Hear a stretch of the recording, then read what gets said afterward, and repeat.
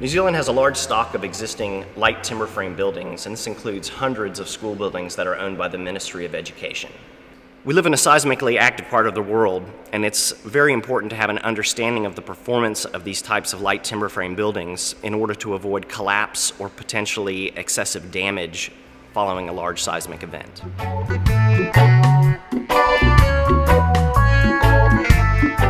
Realistic seismic assessment of timber frame buildings can be problematic because identifying load paths and the contributions from all elements, both structural and non-structural, can be a challenge.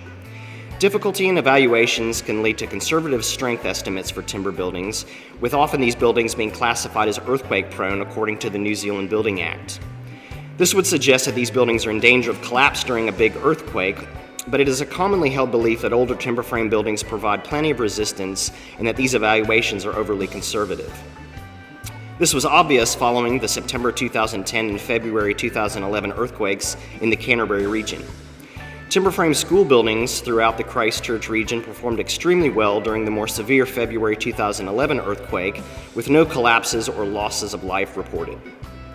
Following the Canterbury earthquakes, engineering assessments were done to assess the seismic resistance of existing school buildings, and these indicated that in some cases timber frame school buildings could be earthquake prone and potentially require strengthening or demolition. Based on knowledge of the resilience of timber buildings, the Ministry of Education initiated a series of studies to determine if light timber frame buildings were being correctly assessed in terms of the New Zealand Building Act requirements and existing assessment guidance available. To gather further evidence of the performance of timber frame school buildings assessed as earthquake prone, the ministry commissioned BRANZ to conduct full-scale testing of two types of timber frame classroom buildings. The idea behind these tests was to simulate the forces and displacements that occur to buildings during an earthquake by pulling the buildings back and forth. Even though this was not a dynamic series of tests, it provided information that engineers use when assessing and designing buildings for earthquake resistance, both of which rely on applied static forces and do not typically include dynamic effects. The first destructive test was done in June 2013. The tests involved two classrooms that form part of a 4-classroom Avalon block at South End School in Carterton. Lateral loads, parallel to the ridge, were applied to both ends of the two classroom blocks cyclically to simulate earthquake actions using two house-moving trucks positioned one at each end of the building. Loads were applied using the hydraulic fifth wheel of each truck, and these loads were distributed to 3 attachment points on each end of the building using a steel yoke and pre-stressing tendons. These tendons only allowed for pulling of the building on each end, so pulling was done in one direction at one end and then in the other direction at the other end, with slackening of the tendons on the end not being loaded. Each pull was done to a specified level of load and held there while deflection measurements were taken. Testing was conducted with the windows closed and open for a comparison of stiffness. Data acquired during testing allowed for development of load versus displacement plots for the building. Load levels were limited due to the testing equipment rather than the strength of the building, but did exceed 22 tons in both directions. The applied loads were several times greater than the assessed strength of the 2-classroom block. This caused significant damage to the building, including permanent structural deformation and lots of broken windows. Even so, the building was never in danger of collapse or complete failure, even though allowable serviceability deformations had been exceeded. It is worth noting that the load resistance was still increasing at the termination of the test, and that was in both directions.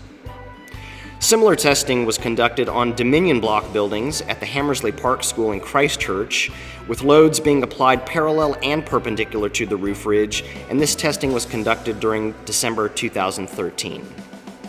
Loads were applied using the same fifth wheel configuration incorporating house-moving trucks, but only 2 attachment locations at the eave level of the buildings were utilized for each loading configuration. Similarly, testing was done with windows open and closed in the parallel to ridge scenario. Collapse of the building occurred during testing in the perpendicular to ridge direction once the building had well exceeded design load levels. No global failure of the building was achieved when testing in the parallel to ridge scenario. Load deflection responses of these buildings were developed, which included contributions from all available building components, which are difficult to accurately replicate through calculations or laboratory tests. These destructive tests confirm the general engineering expectation that timber frame buildings have strength and resilience significantly in excess of their calculated capacity. Avalon block testing indicated that failure of the glazing in the longitudinal direction occurred at more than 5 times the nominal calculated probable capacity of the building. For the parallel to ridge direction, the Dominion block tests indicated a margin of more than 8 times the calculated probable capacity, and in the perpendicular to ridge direction, between 2 and 3 times the probable capacity. These full-scale tests have improved the understanding of the seismic performance of low-rise timber frame construction in New Zealand in general, and especially as it applies to educational buildings. As a result of these testing programs, the Ministry of Education has been able to classify a large number of timber frame school buildings as a lower priority for requiring seismic assessment and retrofit. The obtained data from these test programs have been incorporated within national guidelines for the assessment of timber frame school buildings in New Zealand.